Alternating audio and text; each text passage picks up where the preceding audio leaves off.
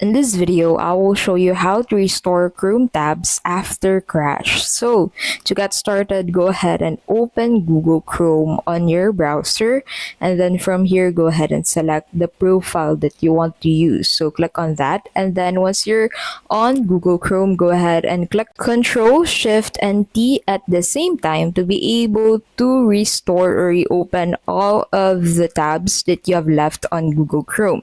But if you're using Mac, make sure to click on Command Shift T.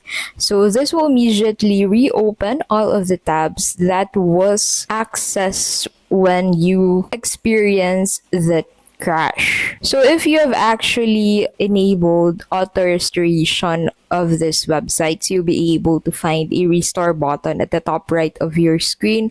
So simply click on that if you have enabled that, and that is how you can basically restore Chrome tabs after crash.